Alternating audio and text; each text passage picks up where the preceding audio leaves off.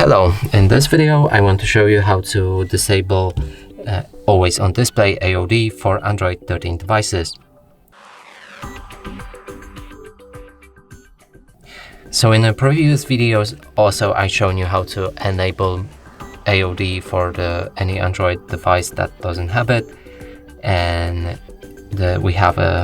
we can accomplish that with a Movies Edge app, and right here to disable it. Now let's open this app again.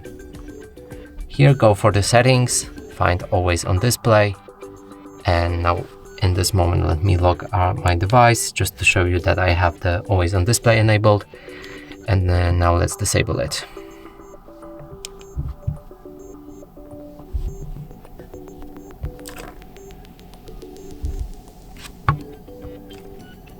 So disable it with this switch right here. And now if we lock our device, we shouldn't get the AoD anymore.